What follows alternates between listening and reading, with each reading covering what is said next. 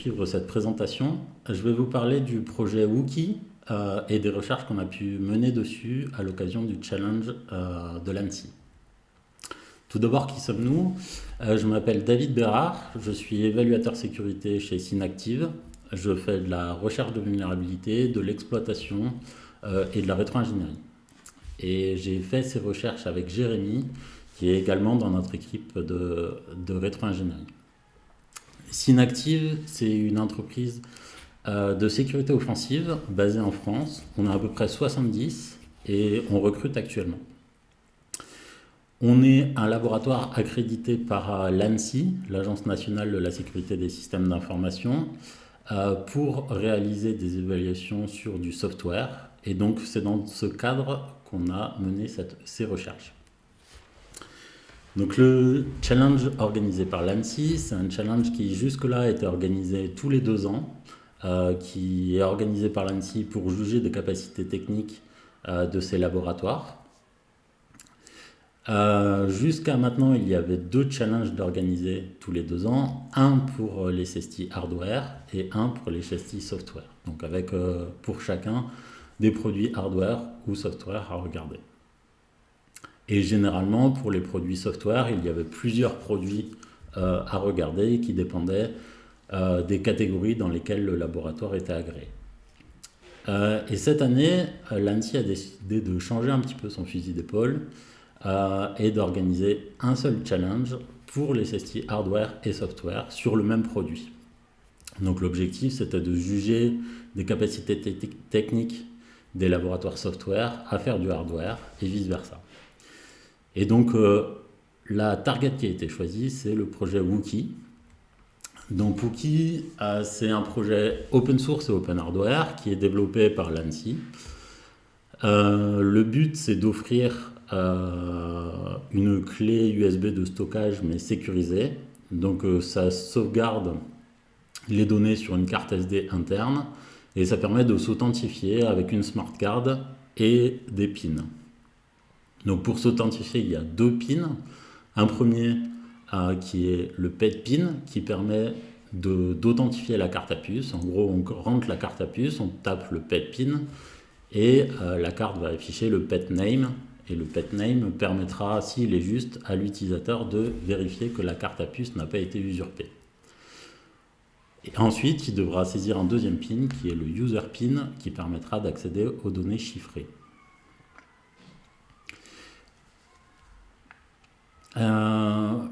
Wookie utilise plusieurs smart cards. Une première, donc celle dont je viens de parler, pour s'authentifier et accéder aux données. Une deuxième qui permet de rentrer dans le mode DFU. Et une dernière qui permet de signer les firmware pour les mises à jour. Les firmware, c'est une spécificité de Wookie, sont uniques par device. En fait, les firmware vont contenir eux-mêmes des secrets chiffrés. Et donc, chaque device aura son propre firmware. Il n'y aura pas 2 firmware sur le terrain en parallèle. Wookie est basé autour d'un STM32F4. Donc, sur ces boards, il y a du JTAG disponible pour les débugger sur les boards de debug. Sur les boards de production, le JTAG a été désactivé en se basant sur une protection qui est embarquée dans le STM32 qui s'appelle RDP. Et Wookie utilise le MPU pour implémenter un OS multitask. Il y a plusieurs interfaces de communication, un SPI pour l'écran, une couche de communication ISO 7816 pour communiquer avec la smart card, 2 boutons, un pour le reset et un pour rentrer en mode DFU, 2 interfaces USB, une high speed et une low speed qui permettent d'accéder aux données déchiffrées lorsqu'on s'est authentifié, et pour finir, une UART qui permet d'obtenir des messages de debug lors du démarrage et du fonctionnement de l'OS. Côté logiciel, l'ANSSI développe l'intégralité de la stack logicielle. Donc il y a plusieurs composants. Le premier qui va être exécuté, c'est le bootloader. Lui, il est développé en C. Ensuite, il y a un microkernel qui est développé en ADA et par-dessus, en userland, il y a des drivers et des tasks qui sont, elles, écrites en C. Pour l'OS, comme je le disais juste avant, il se base sur le Memory Protection Unit du STM32. Donc ça permet à chaque changement de contexte de réappliquer des protections différentes et d'isoler les tâches. Donc ça va permettre qu'une tâche ne puisse pas, par exemple, aller lire ou écrire la mémoire du kernel. Pour la communication intertâche et avec le matériel, il y a des syscalls qui sont implémentés dans le microkernel ADA. Et ensuite, toutes les tâches et les drivers ont des permissions et donc tâche au micro-noyau de les vérifier lorsqu'il y a un appel pour vérifier que la tâche a bien le droit de faire l'opération qu'elle demande. Alors, comment c'est organisé le challenge? Dans un premier temps, les CESTI ont dû écrire un plan de test qui permettait de couvrir l'ensemble des biens à protéger. Donc que ce soit pour le software ou pour le hardware. Ensuite, l'ANSSI a revu nos plans de test et a sélectionné quelques tests. Donc pour Synactive, ce qui a été sélectionné, c'était le fuzzing des syscalls du microkernel, le fuzzing de la librairie de communication ISO 7816, donc pour la smart card.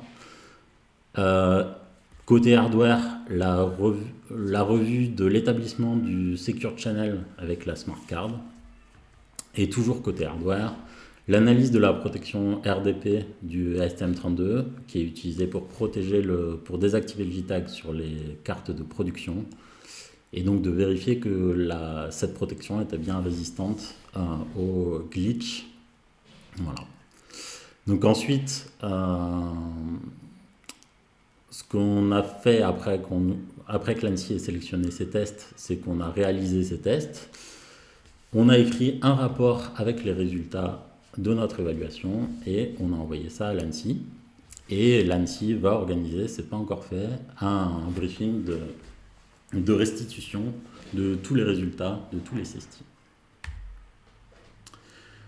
Donc on va commencer sur les tests.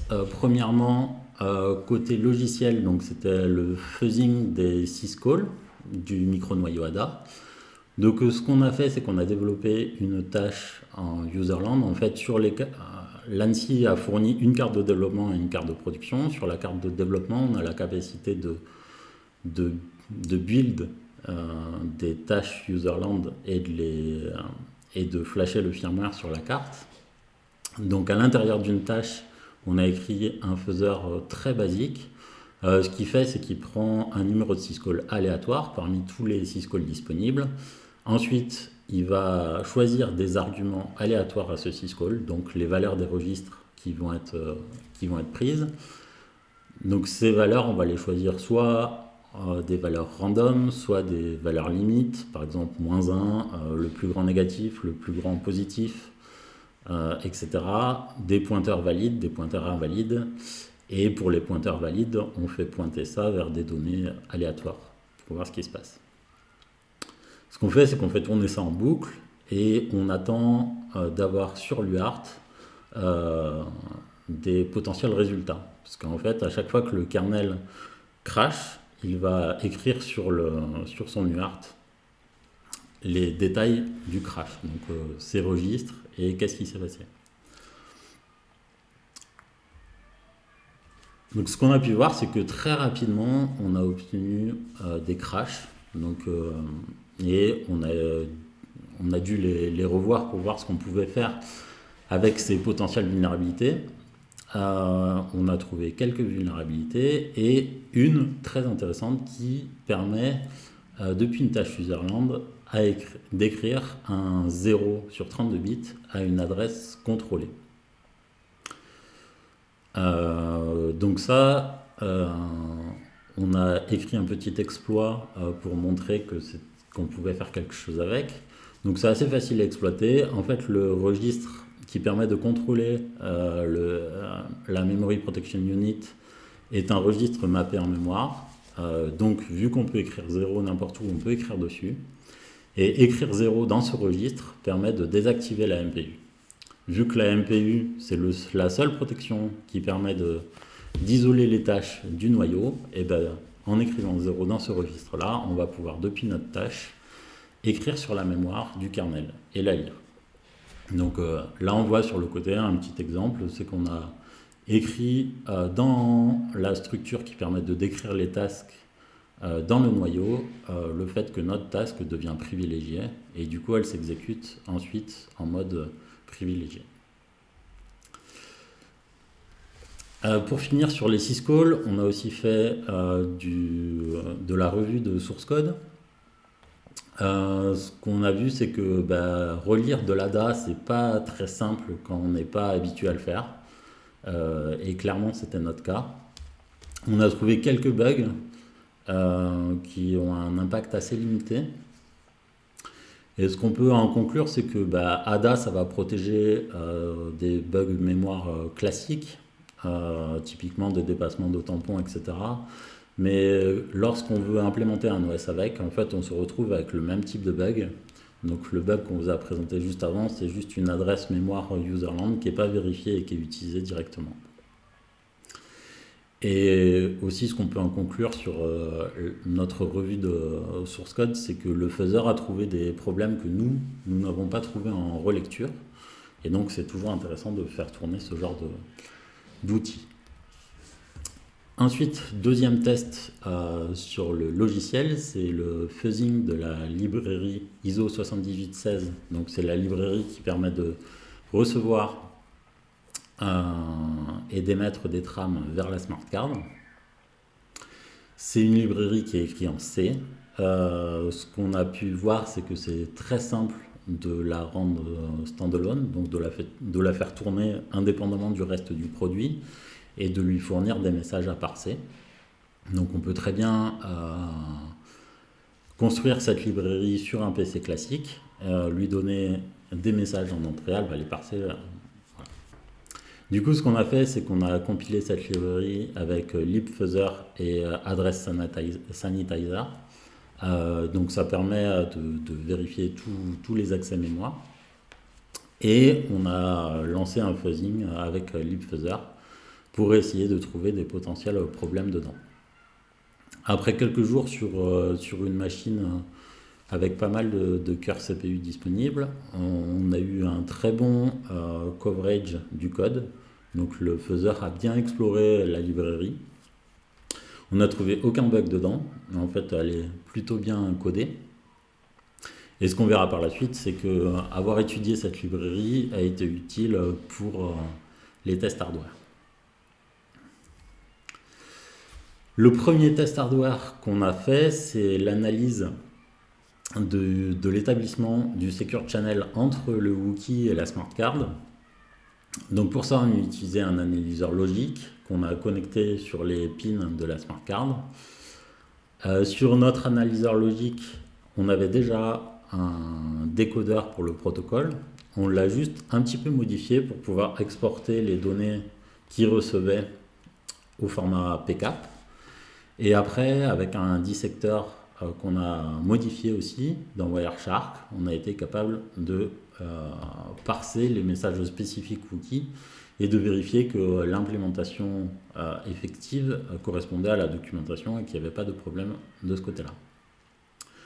Donc notre travail, en fait, ça a permis de passer de l'analyseur logique, donc comme ça, où on a juste les différentes lignes, à un résultat comme ça, où on voit bien ce qui se passe, les communications dans les deux sens, et ça permet de décoder tous les messages et de pouvoir les parcourir.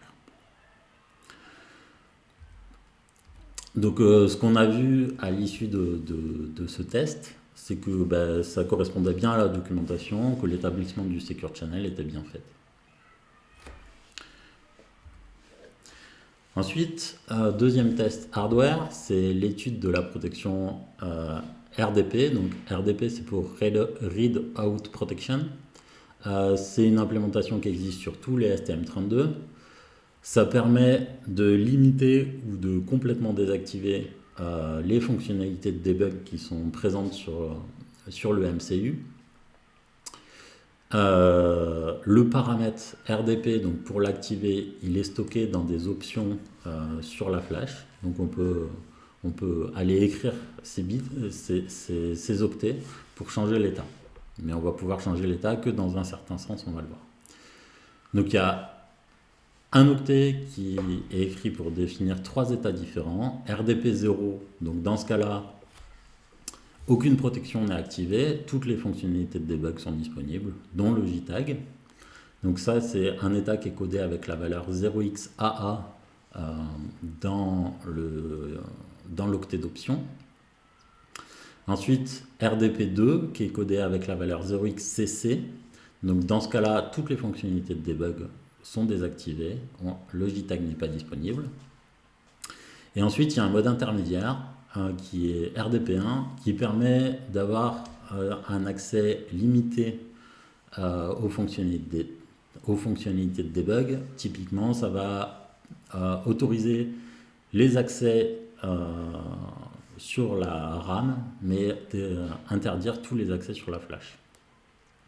Donc la flash, c'est là où Wookie sauvegarde son firmware, et les secrets chiffrés sont dans cette zone-là. Donc même en mode RDP1, normalement, Wookie n'a pas de problème.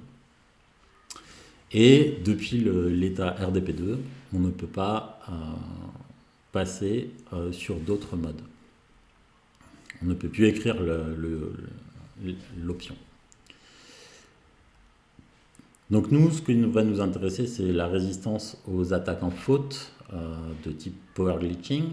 Il y a beaucoup de publications sur le sujet. Il y a déjà des études qui ont été faites sur le STM32 F1, F2 et F3, donc où ils ont réussi à contourner cette protection, donc à downgrader de RDP2 vers RDP1 avec des power glitch, avec des injections électromagnétiques ou avec du laser. L'idée, ça va être d'injecter une faute, donc que ça soit avec un power glitch ou autre chose, au moment où le MCU va démarrer et où il va aller lire cette option.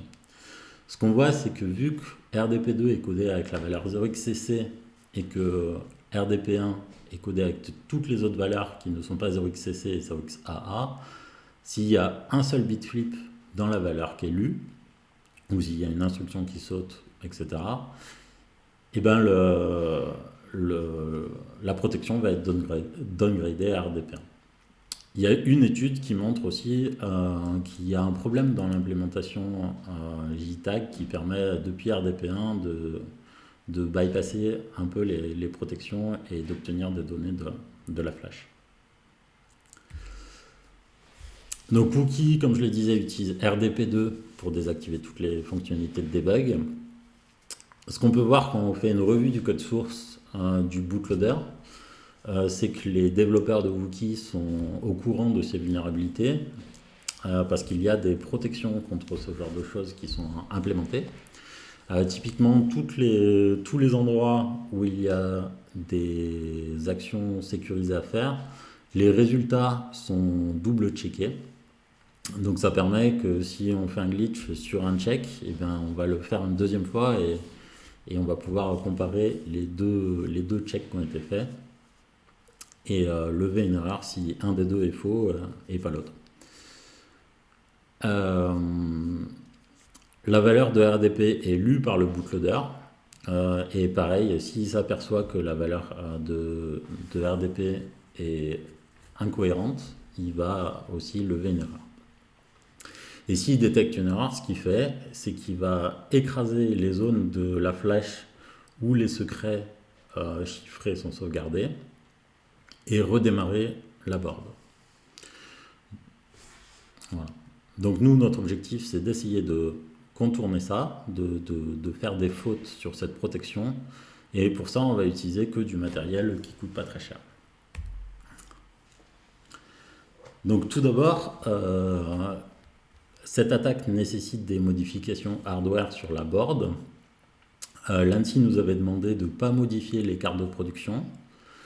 nous avait fourni également un kit de développement STM32 Discovery Board.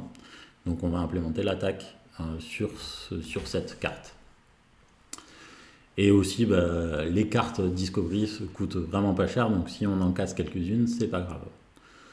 L'avantage également, c'est que ces cartes, on trouve tous les schémas en ligne, et donc les modifications hardware qu'on va avoir à faire, ça va être assez simple d'isoler les composants qu'on doit toucher.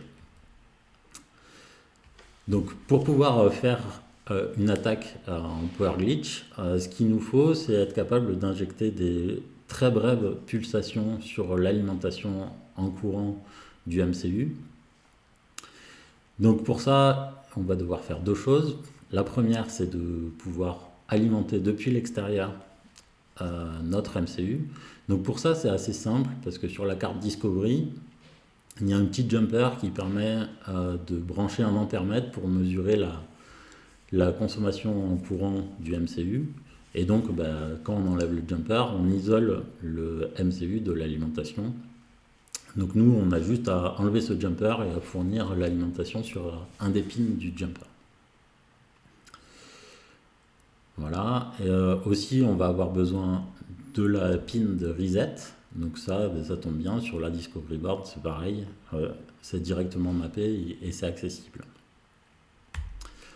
Deuxième chose, c'est que l'alimentation du MCU est régulée. Donc nous, si on va injecter des très brèves pulsations d'alimentation, la régulation va absorber nos pulsations. Donc ce qu'on va faire, c'est qu'on va enlever tous les condensateurs de découplage, donc qui permettent de stabiliser cette alimentation et de la filtrer. On va les enlever pour pouvoir être le plus précis possible sur l'injection de nos pulsations. Voilà. Donc maintenant on a une carte qui est en ayant alimenté depuis l'extérieur avec le jumper et en ayant enlevé les condensateurs de découplage, on est prêt à attaquer la carte. Il nous faut un banc d'attaque. Donc comme je l'ai dit tout à l'heure, on va utiliser que du matériel qui ne coûte pas très cher. On a besoin d'une alimentation externe qu'on peut piloter finement. Donc pour ça, on a utilisé une alimentation qui coûte à peu près 30 euros. Ensuite, un multiplexeur qui va nous permettre de switcher de l'alimentation externe à une coupure, donc au ground.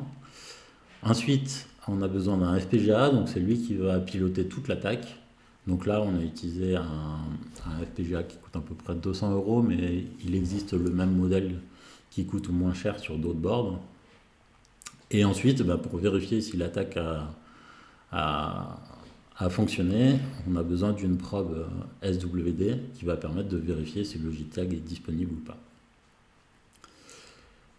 Donc le rôle du FPGA, ça va être de contrôler le multiplexeur, donc pour changer de l'alimentation externe vers la masse, de forwarder tous les logs vers le PC et de piloter le reset de la board Wookiee pour redémarrer la board entre deux tentatives.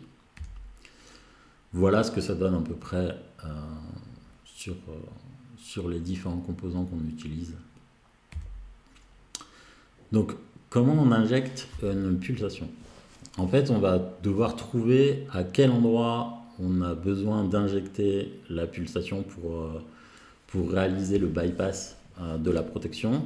Et c'est les paramètres de cette pulsation, on ne les connaît pas, donc on doit les rechercher. Donc on va parcourir pour ça un ensemble de paramètres. Donc dans un premier temps, le PC qui est connecté au FPGA va envoyer au FPGA les paramètres largeur et délai d'attente de la pulsation. Donc le délai, c'est le temps qu'on va attendre depuis le reset jusqu'à notre injection de pulsation. Et le paramètre largeur, c'est le nombre de cycles de FPGA qu'on va attendre pendant lequel l'alimentation sera coupée. Donc notre PC envoie ses paramètres, le FPGA va reset la board, ensuite il va attendre le paramètre delay qu'on lui a fourni. Il va ensuite couper l'alimentation via le multiplexeur. Il va attendre le paramètre largeur qu'on a défini et il va remettre l'alimentation. Après ça, on attend un petit peu et notre PC qui pilote l'attaque va tenter une connexion JTAG sur le Wookiee. Et ce qui est important, c'est que pendant toute cette opération, on va collecter toutes les traces UART et toutes les traces de connexion JTAG pour tous les paramètres qu'on aura tentés. Donc, on va devoir tester plein de paramètres. Il faut définir dans quelle plage on veut chercher. Donc, on sait que ce qu'on cherche, c'est dans la bootron. Donc, c'est elle qui est responsable d'aller lire le paramètre d'option pour la protection RDP. Donc ce qu'on fait, c'est qu'en fait on voit assez facilement quand le bootloader s'initialise, il va initialiser l'UART, et donc ça on peut bien le voir, là c'est la ligne qui est en verte, et on voit quand il initialise qu'il y a une action sur l'IO. Donc ce qu'on va target, c'est entre 0 et 52 000 cycles du FPGA, donc un cycle c'est 1 nanoseconde. Et donc on va couvrir toute la bootrom jusqu'à l'initialisation de l'UART. Donc ça couvrira aussi une partie du bootloader. Ensuite, il faut aussi qu'on définisse le range pour le paramètre largeur. Et donc pour ça, en fait, on a constaté que si on dépassait 15 cycles, donc 15 nanosecondes de coupure d'alimentation, et bien le Wookiee, enfin la board qui était ciblée ne fonctionnait plus, quel que soit le paramètre delay. Donc on a défini le range 1 à 15 cycles de FPGA. Voilà, donc après ce qu'on fait, c'est qu'on lance l'attaque, on va couvrir tous ces paramètres. Donc là, par exemple, on voit l'injection de glitch à un endroit, ici à un autre. Voilà, on va couvrir tout ça. Et donc, comme je le disais, à chaque fois, on va collecter les traces de la connexion JTAG et les traces qui se sont passées sur l'UART. Donc après avoir couvert tous les paramètres, donc ça prend plusieurs jours parce que il faut pas mal de temps pour faire un test, il faut plusieurs secondes et on a beaucoup de combinaisons à tester. Donc après avoir couvert tout ça, on a pu analyser les logs des connexions JTAG et de l'UART. Donc on n'a pas réussi à downgrader la protection. Donc ça s'explique en fait parce que les protections qui sont implémentées en plus par Wookiee dans le bootloader sont plutôt résistantes. Elles ont bien détecté des valeurs incohérentes de l'option RDP.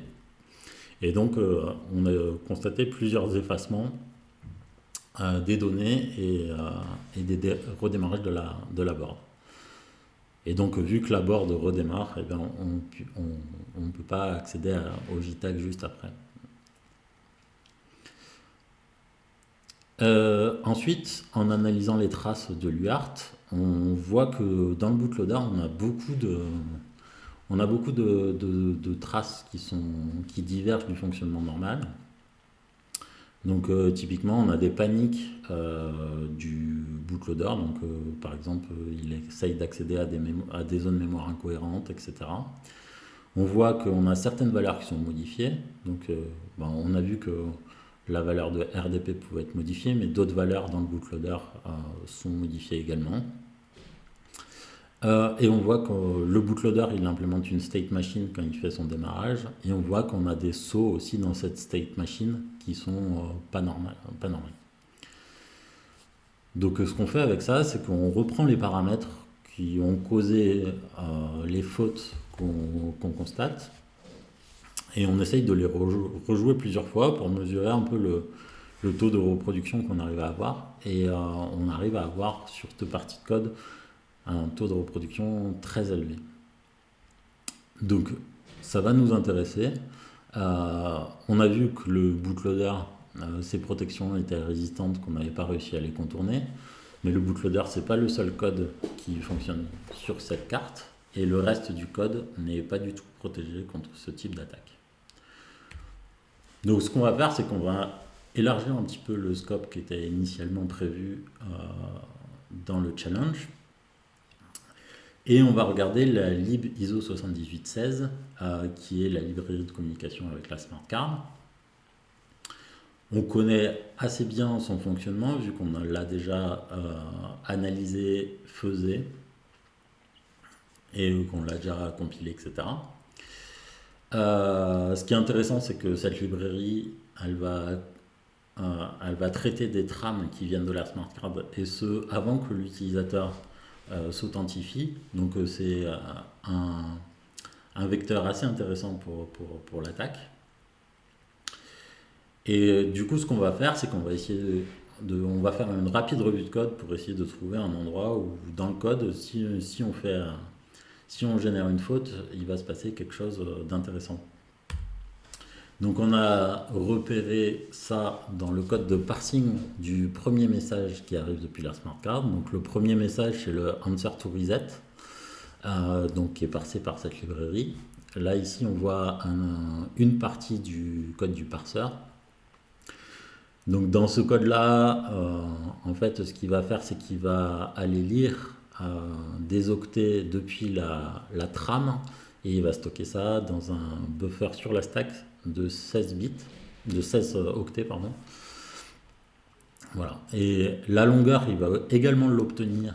La longueur qu'il doit copier, il va également l'obtenir du message, et il masque cette valeur avec 0xf.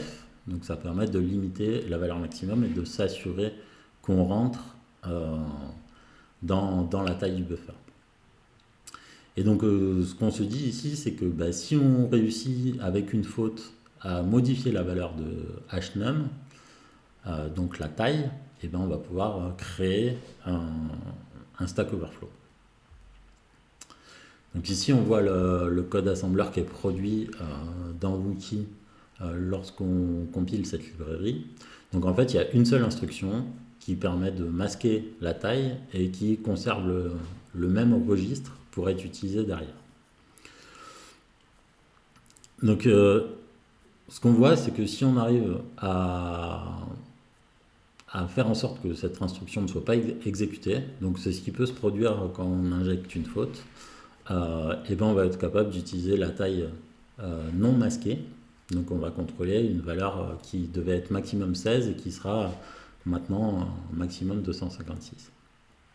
Et donc ça, si on arrive à contrôler la taille et qu'on arrive à écrire dans un buffer sur la stack avec une taille contrôlée qui dépasse ce buffer, ça cause un Stack Overflow, et ça nous intéresse parce que c'est potentiellement exploitable. Mais normalement, Wookie implémente des stack cookies, donc c'est censé protéger ce genre de choses. Les stack cookies, c'est une valeur magique qu'on va sauvegarder sur la stack et qu'on va vérifier. Et si la valeur a été écrasée, on fait crasher le programme plutôt que risquer de se faire exploiter. Sauf que ce qu'on constate sur Wookie, c'est qu'il y a bien le code qui est censé traiter ces erreurs de cookies écrasés, mais par contre, c'est utilisé nulle part. En fait, ça s'explique parce que dans la chaîne de compilation de Wookie, dans la configuration, il y a une petite typo qui fait que le compilateur n'a pas été configuré pour insérer ce code, cette protection.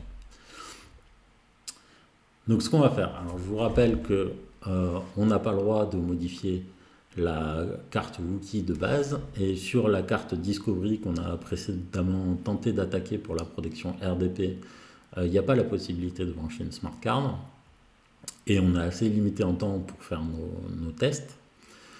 Donc ce qu'on a fait, c'est qu'on a créé un code dans une task userland sur la carte Discovery qui produit le même assembleur, donc qui va pareil prendre un buffer d'entrée, dans ce buffer d'entrée utiliser une size qui est masquée avec 0xf, et ensuite copier dans le buffer de la taille donnée. Donc Donc ça, on a vérifié, ça produit le même masque sur une seule instruction et le même registre qui continue à être utilisé. Ensuite, on a rajouté 2 messages sur l'UART, donc qui vont nous permettre de vérifier, de calibrer notre attaque et de vérifier, de voir où est-ce qu'il faut attaquer. Donc là, on a un exemple. On voit bien sur l'UART le message test ends qui est envoyé et on voit à peu près là où il faut qu'on envoie notre pulsation sur le courant.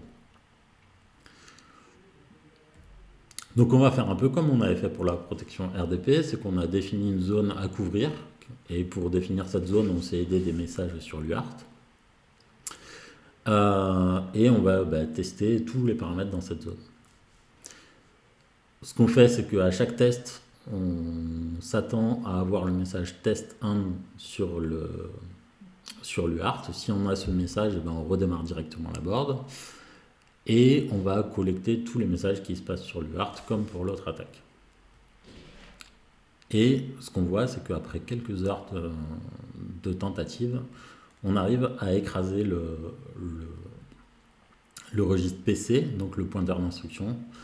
Et donc ça montre qu'on a réussi à modifier la longueur de notre même copie et donc à générer le Stack Overflow.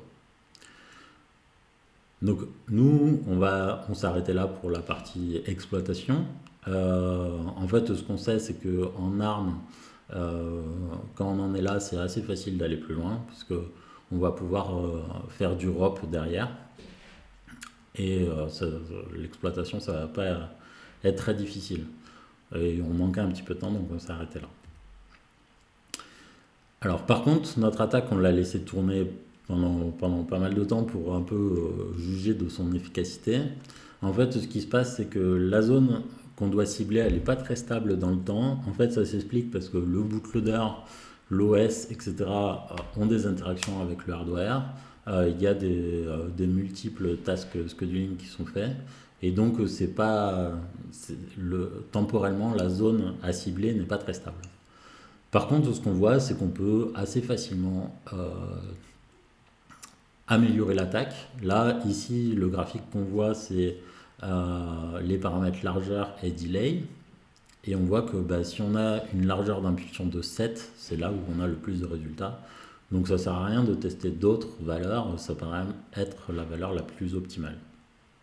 Donc on doit pouvoir améliorer un petit peu les choses. Sur une carte Wookie de production, ça serait un petit peu différent. On aurait dans notre setup d'attaque à implémenter le protocole de communication avec la smart card, donc pour pouvoir envoyer le message ATR. Ensuite, on pense qu'on pourrait pas mal améliorer la stabilité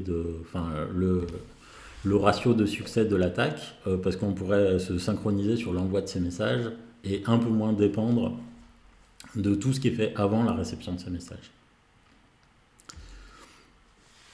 Donc pour conclure sur cette attaque, sur un device, ça nous permet d'obtenir l'exécution de code dans la tâche qui exécute la librairie ISO 7816. Ensuite, on peut utiliser le bug qu'on a vu dans les syscalls du noyau ADA pour élever nos privilèges et gagner l'exécution de code privilégié. Donc on voit 2 scénarios qu'on pourrait mettre en place en utilisant cette attaque. Le premier, c'est de cloner un wiki. Vu que Wookie est un projet open source, on peut très bien reconstruire une carte et injecter des secrets qu'on a préalablement dumpés d'une autre carte avec l'attaque. Et après, remettre à l'utilisateur discrètement un Wookie cloné. Ou alors, vu qu'on a de l'exécution de code privilégiée, on peut tout de suite modifier un Wookie existant et modifier ces données.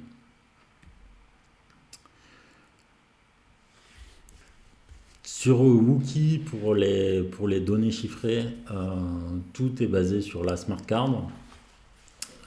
toutes les opérations cryptographiques. Donc ben, même si on réussit à exécuter du code privilégié avant l'authentification de l'utilisateur, ça ne va pas nous permettre de déchiffrer les données. Donc c'est plutôt une bonne nouvelle pour Wookie, parce que ben, un attaquant qui va voler un Wookie ne va pas être capable de déchiffrer ces données avec cette attaque.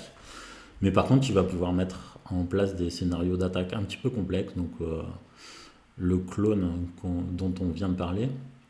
Donc l'attaquant, il va devoir voler le Wookie, le cloner ou le modifier et le remettre dans les mains de l'utilisateur en attendant que celui-ci s'authentifie pour que, par exemple, le firmware modifié qu'il y a dessus sauvegarde le secret quelque part, par exemple.